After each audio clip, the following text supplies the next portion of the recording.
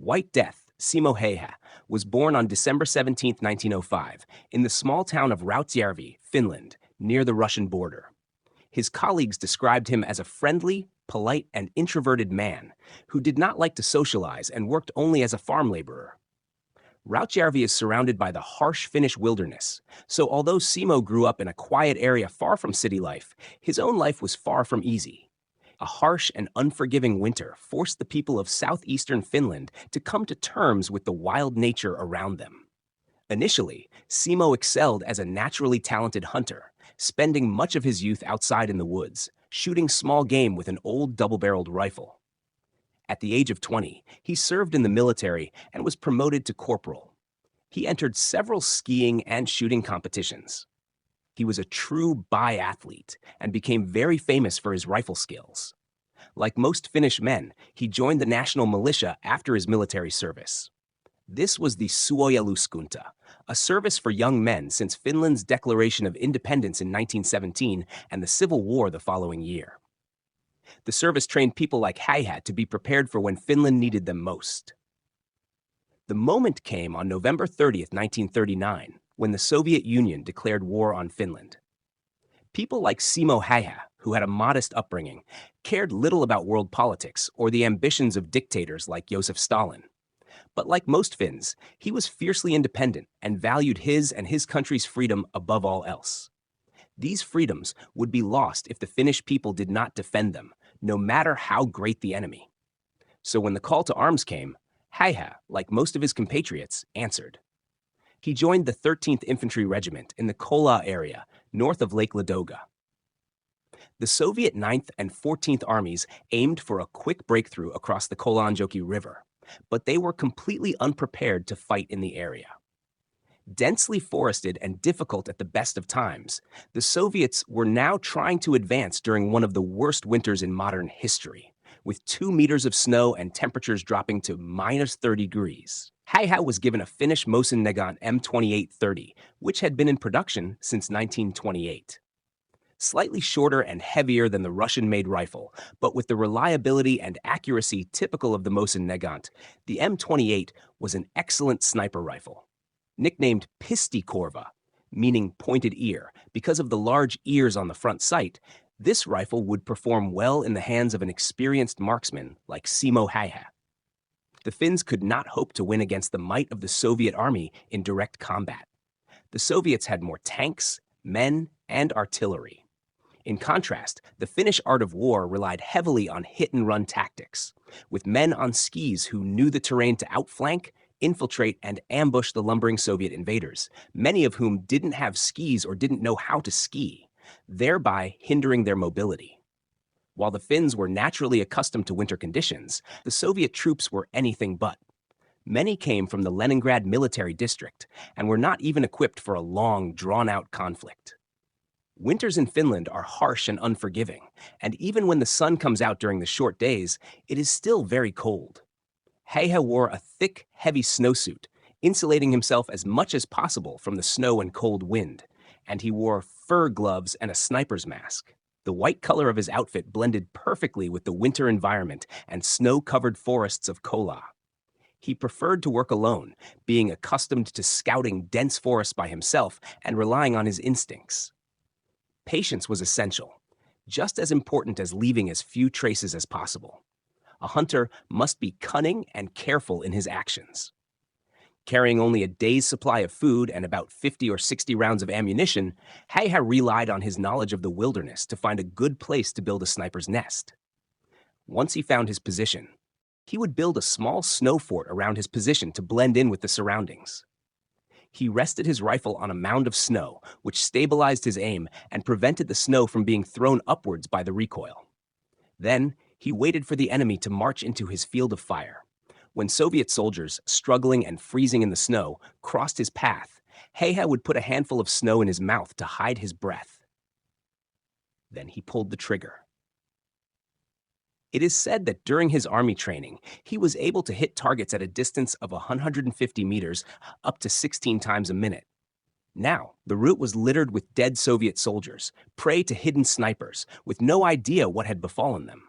Soviet positions were soon found devoid of living men.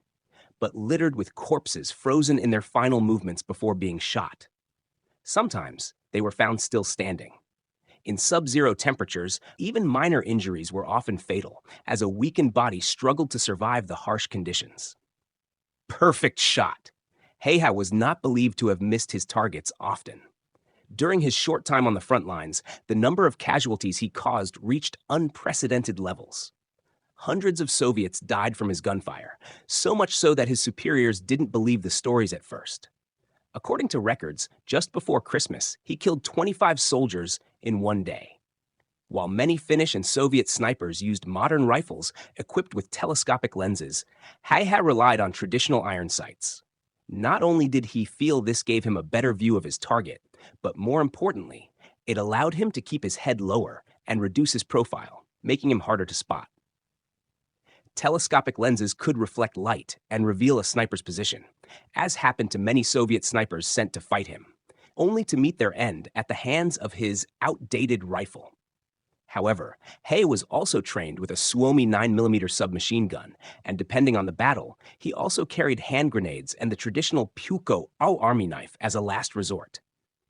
As a sniper often operating alone behind enemy lines, Häyhä had to be cautious and sometimes passed up obvious targets to avoid compromising his position.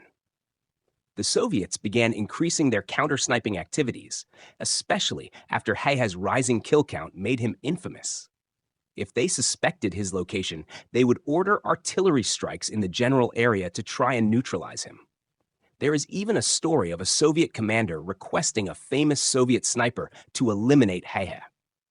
After killing several Finnish soldiers and officers, the sniper waited for Häyhä to react and reveal himself.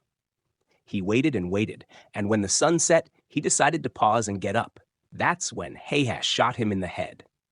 Another story tells of Soviet soldiers carrying large iron shields into the field for protection against snipers.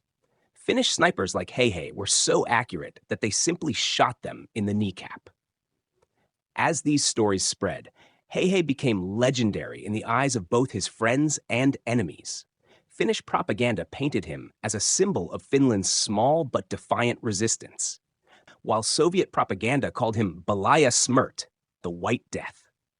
The legend of the White Death spoke of a ghost-like figure who was everywhere and nowhere, tirelessly creeping through the forest. This figure terrified Soviet soldiers and boosted the morale of the Finnish troops. On February 17, 1940, 80 days after the invasion, Simo Häyhä was officially declared a hero of Finland by the Finnish government. With hundreds of kills to his name, he was awarded the Kola Cross and was promoted, receiving a specially made Sako M28-30 rifle as a gift. But despite the legend, Simo Häyhä was neither invincible nor a ghost. He was human, just like any other Finn defending his homeland.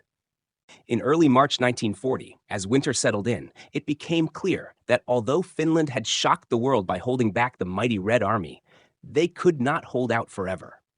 The Soviets were learning. They gathered more weapons, more competent leaders, and better tactics. As winter ended, so did the Finns' advantage with the weather. No matter how bravely they resisted, the sheer number of Soviet troops would eventually overwhelm them. On March 6th, Häyhä was caught in the middle of a new Soviet attack on Kola. Fighting alongside regular troops, he killed at least a dozen men that day. An exploding bullet hit his jaw and ripped open his lower face. Saved by his comrades, he was dragged out of the fighting and taken to the hospital. He spent several days in a coma, and when he awoke on March 13th, peace had been signed. The war was over for him and his country. For an area of some 25,000 square miles, the Soviets had paid a heavy price.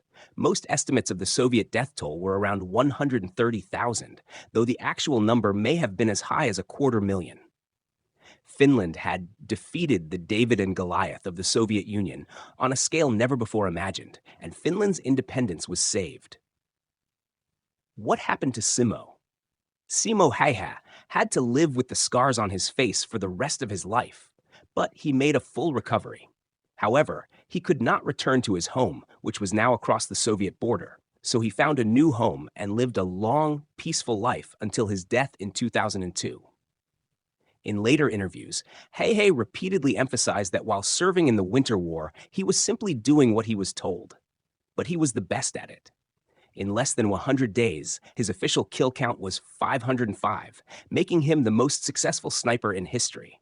That was just the official number. Unofficially, the total was even higher. Of course, these numbers will always be debated. Such is the nature of war.